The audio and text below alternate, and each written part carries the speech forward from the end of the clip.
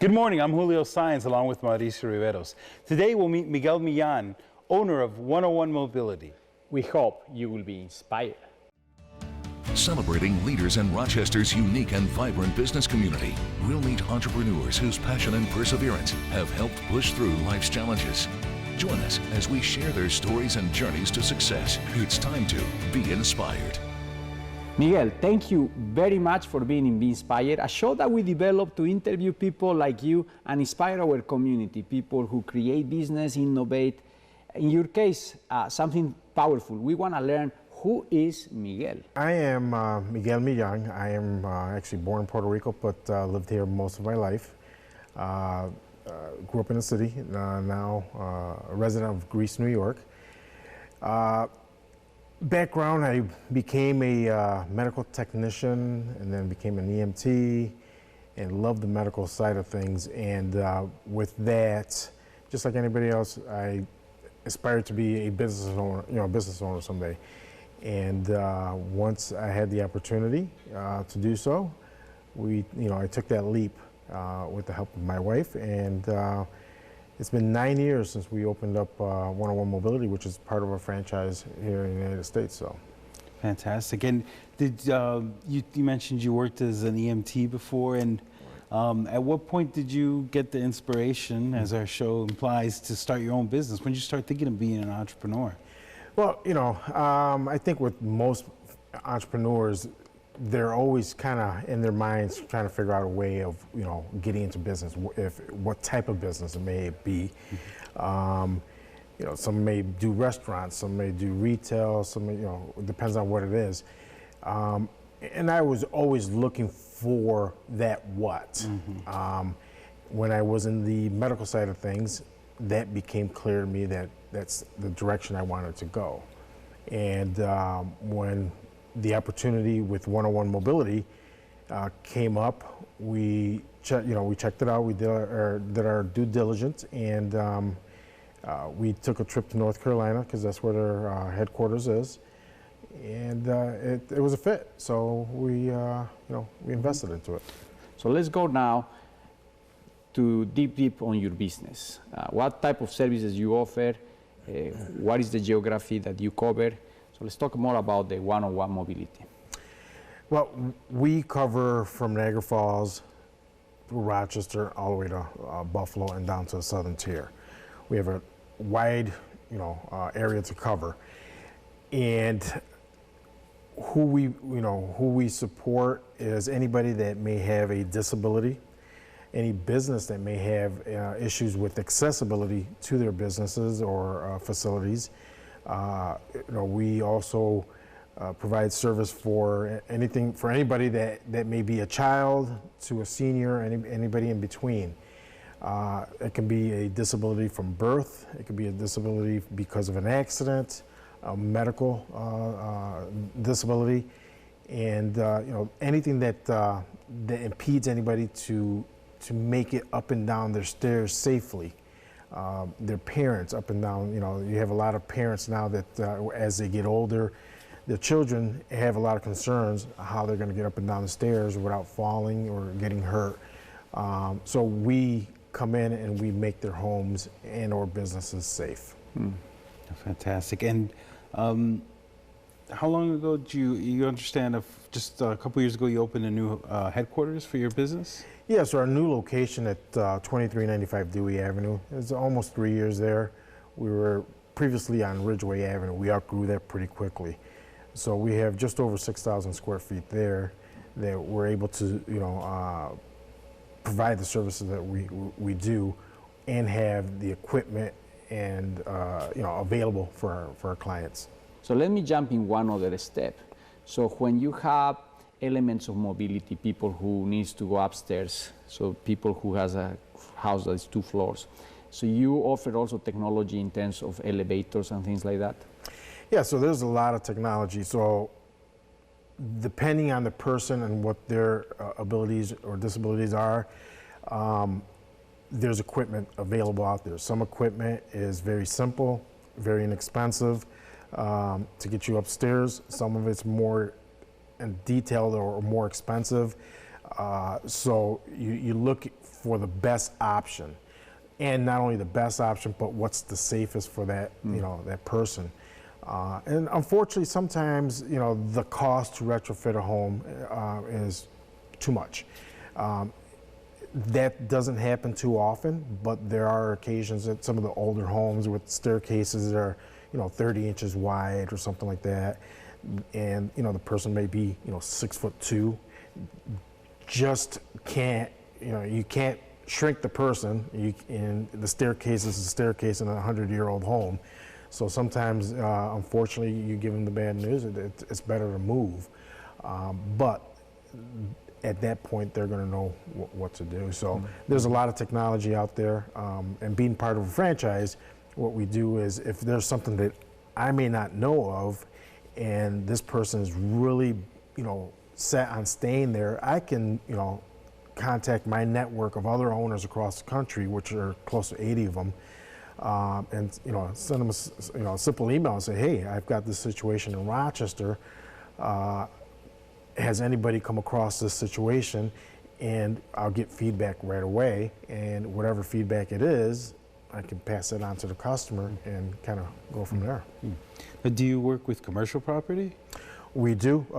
Commercial businesses, we just had one in Buffalo. There was a hair salon that you had 3 or 4 steps to get into, into their building, and they catered more towards seniors getting their hair and hair done, and they were increasingly losing customers because they weren't getting them in the door. They can't. Sure. So we were able to go in and propose what they needed to do. They, spoke to the city permits office. They got all the permits. We helped them with that. We put the lift in, and now their customers can come and go without worrying about how they're going to get up those 3 or 4 steps or down. Now they're in and out safely. And just to add to that, what are some of the common barriers that businesses can remedy to make their buildings more accessible? What are some of the common things you see? So steps obviously are usually the big one to get into the buildings, especially urban businesses that the buildings are several decades or hundreds of years old. Some of them have 2 steps, 3 steps to get into it. That 50, 60 years ago it was no big deal. Nobody was thinking about a lot of these situations. But now it's on everybody's mind. How do we get somebody that has a disability into that building safely? So something as simple as a ramp sometimes can work, depending on the type of space they have there. There's a lot of requirements from the ADA that we have to meet, but something as simple as that can work. If that doesn't work, sometimes what they call a VPL, vertical platform lift, can go either in the front entrance, side entrance. Sometimes we can make a new entrance for them just for that on the side of the building. Now, one of the things I love about having you on here is that you started this business alone with your wife about 9 years ago, almost 10, and you've progressed and grown it yourselves, and there's like a perfect learning environment. And so if our listeners, our audience is watching the show and maybe starting a business or thinking how to grow a business, you've added employees over time. What's your advice on adding people? And where did you decide to add them? Was it in sales or more technicians or office support, somebody to make copies? Yeah. How did you decide to grow? So it depends on how the business is progressing. So you look at things as, how is your sales now? And where you want to be in the next 6 months, a year from now. And as you grow, sometimes you just can't grow with what you have. So you have to, sometimes invest in that one person, extra person, to take that, take the business to the next level. And then try to find people that, frankly, are smarter than you, and that are hard workers. Sometimes that can be difficult to find, good quality employees. But if one doesn't work out, it doesn't work out. You go to the next one, and you just keep going and going and going. Rochester's, pool of potential employees is pretty vast. So there's always somebody out there eventually that you're going to find. And I have several great employees now that have been with me, 5+ years, and I count on them for anything and everything that needs to be done. They don't, most of the time they don't need to be told, and that is wonderful. I come in and things are done. I come in, customers are taken care of. I get the little postcards in the mail that this one employee has done a great job. They listen, and that's the type of stuff you kind of wake up for. Get up in the morning and kind of look forward to kind of seeing. So.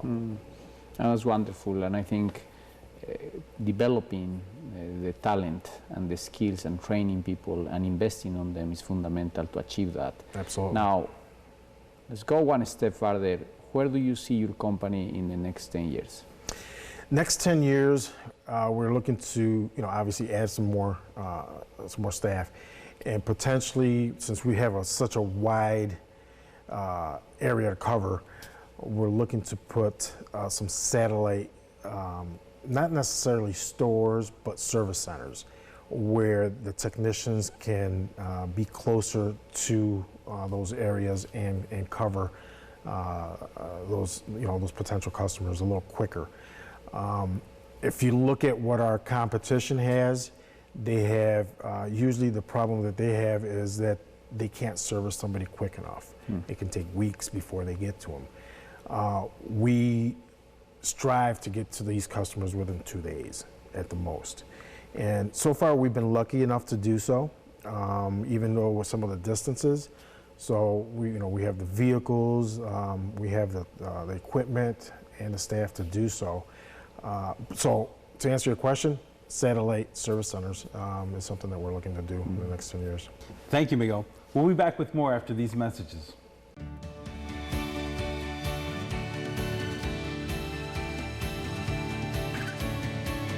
What strategies have you been using to grow the business in Buffalo? To grow the business in Buffalo, because again, we don't have a physical store there, we rely on online advertising. And when somebody Googles, for example, a stair lift or a lift chair, or an automotive lift or something, we want to make sure that we're up front at the top of that page when they happen to Google for this equipment, and then we from there take it from there and answer the phone, tell them how much we can save and help them, and then kind of go from there.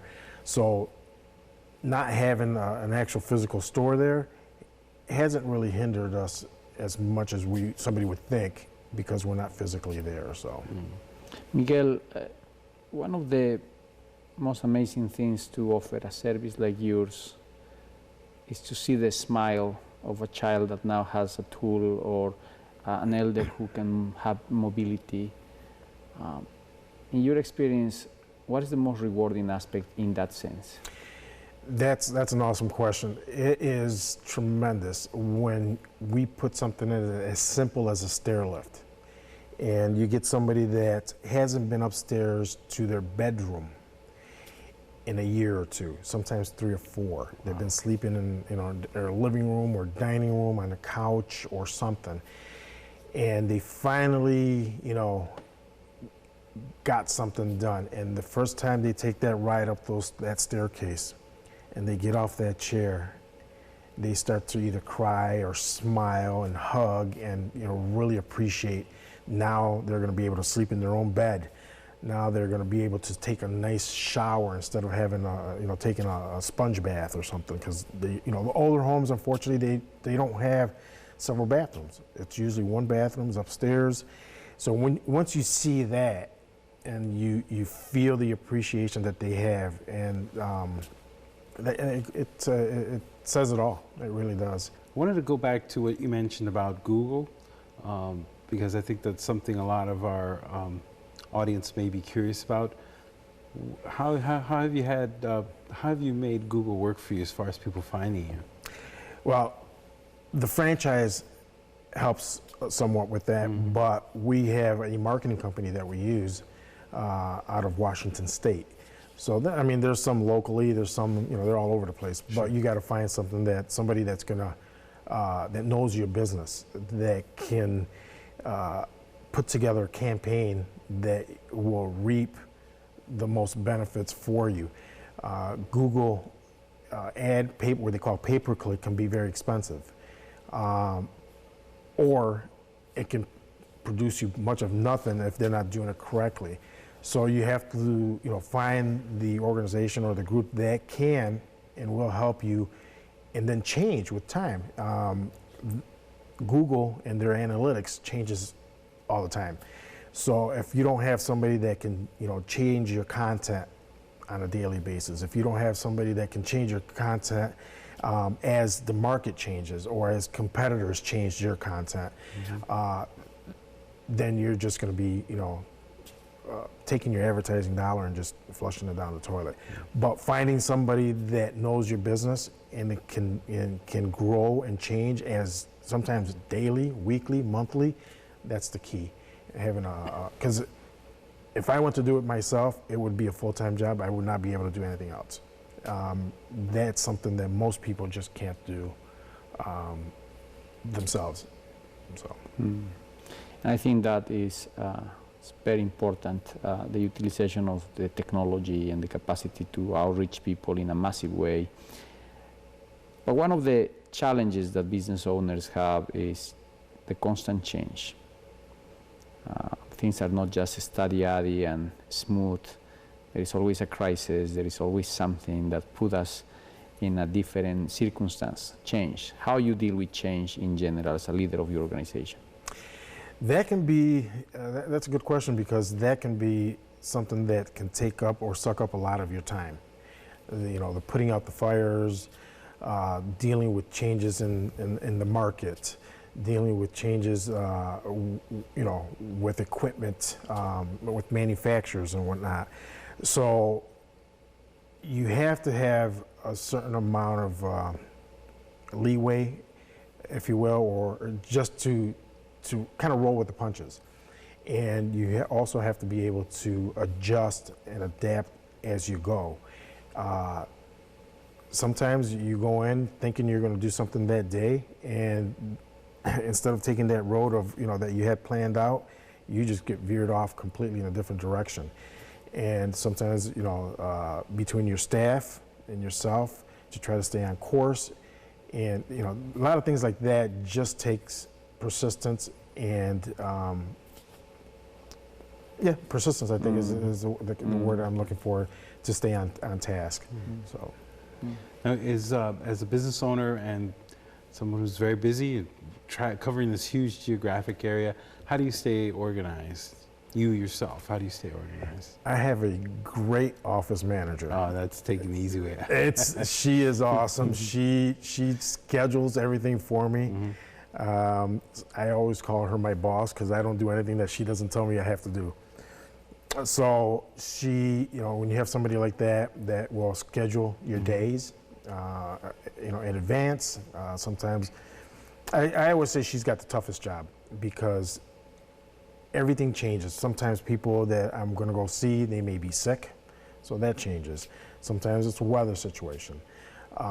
Sometimes it's a personal situation. So she's always, changing and flexing and just moving with the flow. And she manages everybody's time at the business as best as she can, and she does a pretty good job. So, having somebody like her is key. We work and live in Rochester, New York, upstate New York, weather conditions, all those things. How and what is the philosophy of 101 Mobility about giving back to community? Be part of this community, support the community. What is the strategy and what you guys do in terms of your social support? So what we do is we've hooked up with some of the not-for-profit agencies in the area, and every once in a while they'll reach out to us and say, we just ran out of funding. And unfortunately, funding runs out sometimes quicker than folks want it to. But they'll come up and they'll say, we have this one client that really, really needs this piece of equipment. And, we always put a portion of our profits aside for those handful of clients that come up in a year. that may need us. And we depend on the agencies to vet them, and we've never had an issue. So we've given things away as simple as a scooter. We had a gentleman in East Rochester, or I'm sorry, Canandaigua, that unfortunately had somebody that took advantage of him, and he needed a scooter because his scooter was the way he went to Tim Hortons to get coffee every day. Everybody in that area knew who this gentleman is because he's on a scooter in the middle of the road all the time. Mm-hmm. And he, at that point, didn't have one. So we were able and privileged enough to assist him. We gave him a brand new scooter, and he's driven the wheels off a couple times since we've given it to him. We replaced some wheels and tires for him. But things like that are the way we give back. So you have been working very hard to lead an organization, a company. I am sure that in the future we'll have you again, and we have learned a lot from your leadership. Thank you again for being in Be Inspired today. No, thanks for having me. Thank you.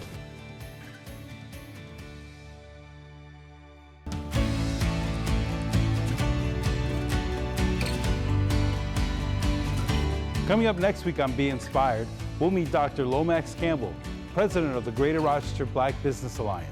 To watch today's episode and the complete interviews of our guests, go to rochesterfirst.com/beinspired. For more great talk with Rochester's entrepreneurs, listen to Poder 97.1, Saturdays at 9 a.m. For Mauricio Riveros, I'm Julio Saenz. We'll see you next week on Be Inspired.